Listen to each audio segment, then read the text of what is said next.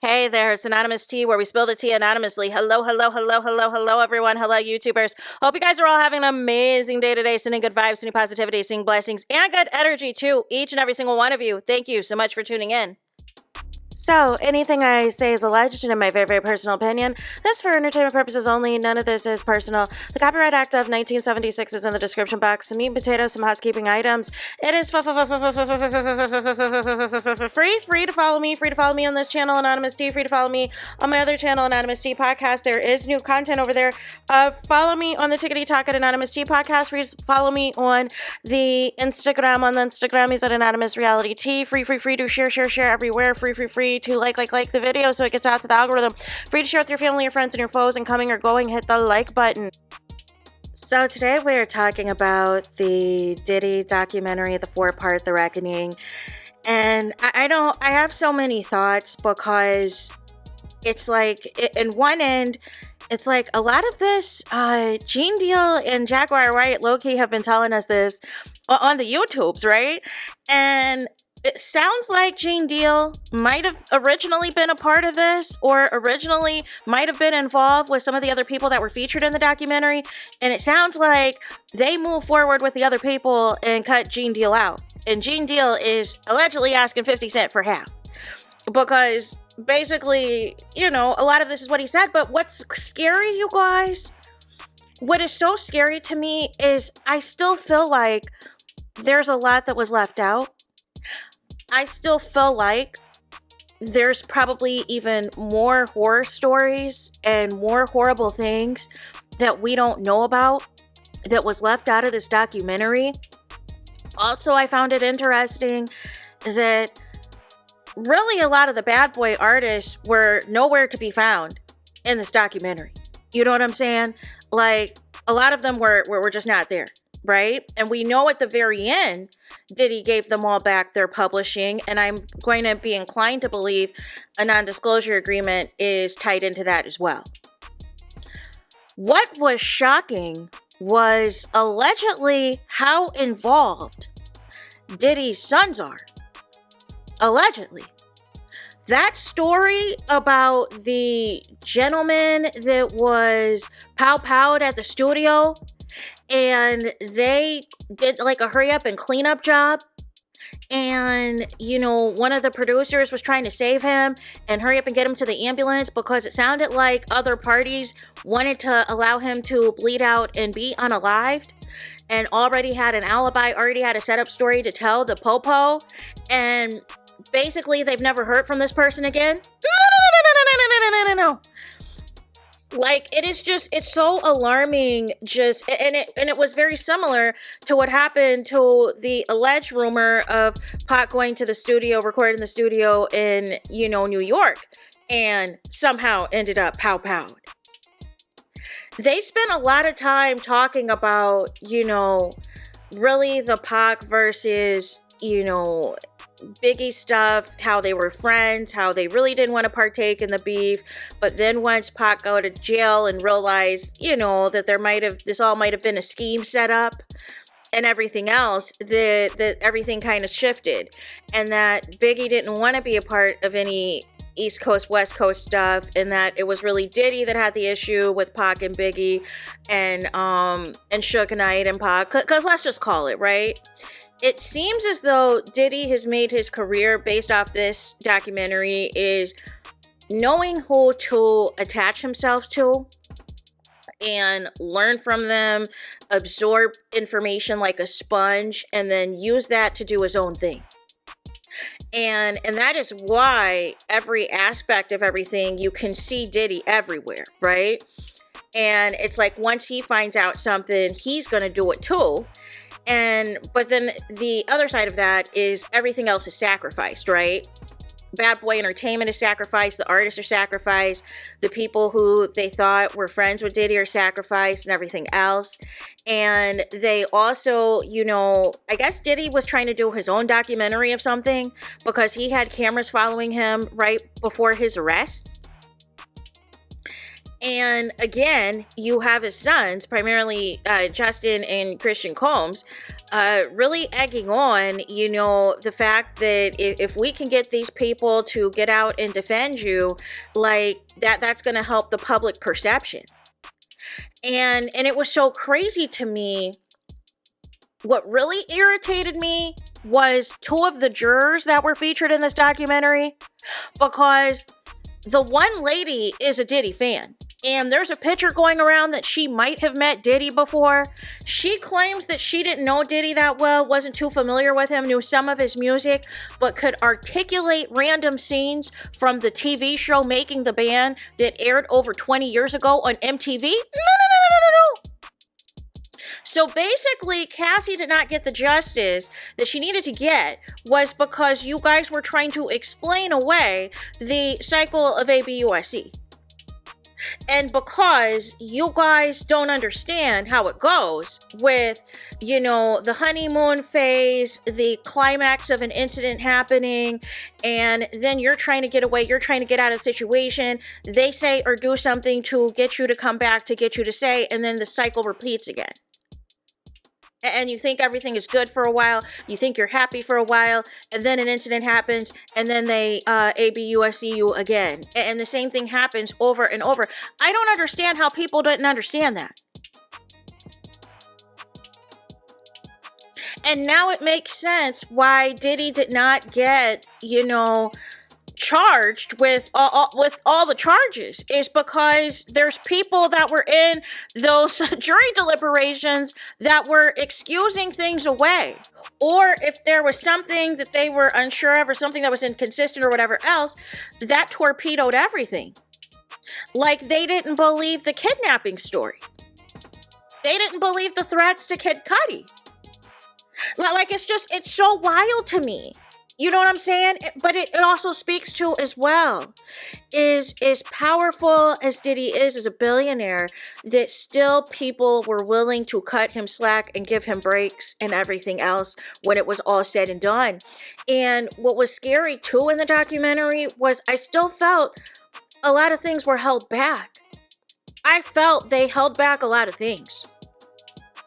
I thought they were going to also tie together the number of people who are not here anymore to speak to anything, whether it's Heavy D, Andre Harrell, Kim Porter, and of course they talked about, Tupac and Biggie not being here, and also what happened to Albie Shore almost being in a coma and no longer being here with us. Like, there's a lot of stuff where the bodies are just, like, it's just so scary. And it kind of showed that, with what happened with that celebrity basketball game and all those unalivings and everything else, how that kind of just catapulted so many things. And then it talked about how Diddy, really tried to create this persona after who he thought and assumed his father was, because his mom allegedly would, have these parties and dress him up in designer things and have him look bigger than the program and everything else. And it was almost as if he's tried to, like, emulate him in some capacity, to where the bigger that he got, the more he was able to impose his will, impose his power on people.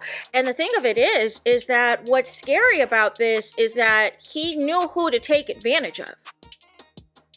He knew the people who to take advantage of. He allegedly had people, whether it was in the police department, in several, areas and aspects, to continue to cover for him, to make sure he's not directly involved or implicated in stuff. And that is very scary. And here's the thing too, like, let's talk about it.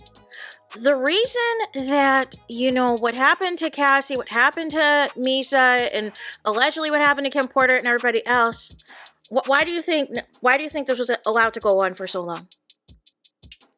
Because if it was the other way around, if it was someone else, y'all, this would have been wrapped up, packed up, and ready to go decades ago. There would have been no way this could have continued for as long as it got to continue on for, if there were different victims. I'm just going to call it for what it is. If there were different victims that did not have you know what I'm saying? Because these victims, they didn't have the complexion for protection. Let's just call it for what it is. So therefore, a lot of this was able to go on. You know what I'm saying?